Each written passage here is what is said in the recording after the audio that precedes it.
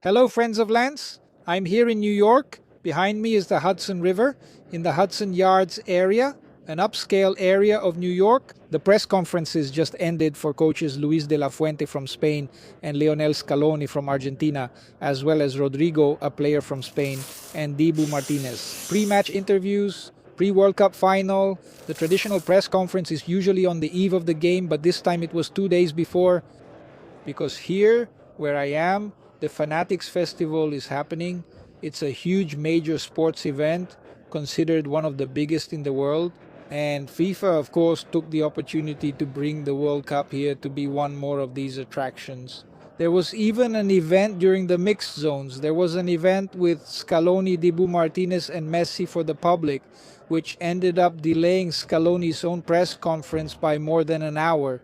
It's an event that was hosted by Novak Djokovic, and Tom Brady was there too. Anyway, a big sports celebration, a big celebration, obviously monetized by the organizers.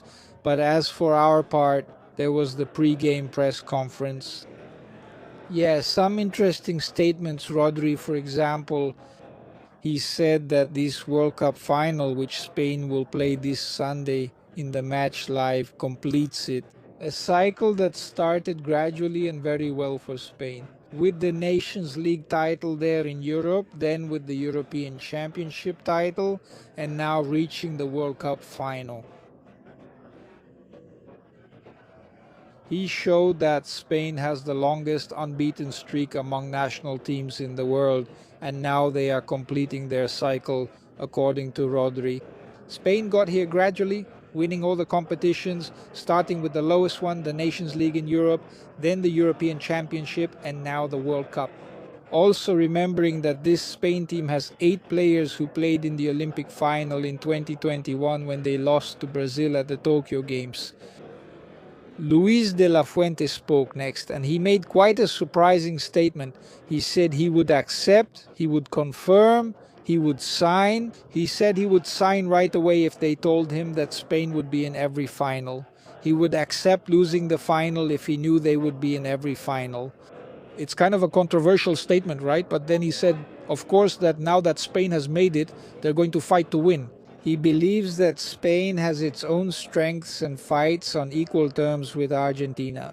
He does believe that Spain can win the championship for the second time, remembering that the first title came in 2010. As for Argentina, Dibu Martinez also spoke. He was asked, among other things, if he considers himself one of the main people responsible for Argentina's recent run of titles. They also mentioned, for example, that he was a hero of the 2022 victory. Then Dibu answered as follows, replying, "But how am I a hero? Yeah, I conceded 2 goals to the Netherlands. I lost to Saudi Arabia. I conceded several goals throughout the tournament. I just ended up helping in the penalty shootout." So he kind of downplayed the idea that he was one of the guys who saved Argentina. No, he said he's just another member of the group, praised Argentina again, and talked about the happiness of being in another final. The same message came from Lionel Scaloni, who spoke next.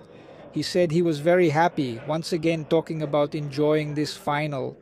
He was asked by an Argentine journalist. The journalist started like this: "Wow, we, Argentine journalists, at the last World Cup, we cried at every match because we were finally ending a long title drought.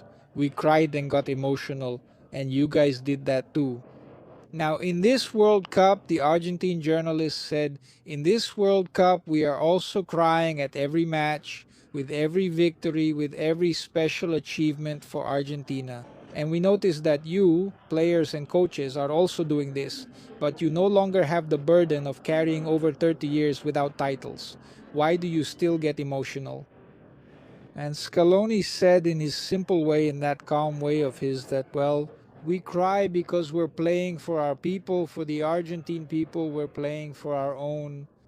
We like to see our people happy, we like to see our people hugging each other. He says it's a moment when the Argentine national team plays for its people, quoting Scaloni, the team plays for its people. He says it's beautiful when he sees, for example, River Plate and Boca Juniors fans hugging each other to celebrate Argentina. Well, speaking of practical matters of the game, Argentina arrived late last night here in New York, actually, New Jersey, which is on the other side of the river. Yeah, due to logistical problems, it rained a lot in the city of Atlanta, which ended up delaying the flights. The team hasn't had a full training session in New York yet. They did a lighter activity today and will have just one full session. Yeah, it's preparation for the game against Spain this Saturday. No access for the press, it's totally closed. The Spanish team will do the same thing. Well, it's the second to last, third to last day of the World Cup. Saturday, the eve of the 100th game, so there won't be any press conferences because they've already been held. Today is Sunday, starting at 3 p.m. here in New York, 4 p.m. in Brasilia. The big World Cup final between Spain and Argentina. Spain going for their second championship, Argentina trying for their fourth. If Argentina wins, they will tie with Italy and Germany, who are just one title behind Brazil. You know, the World Cup is right here on lands.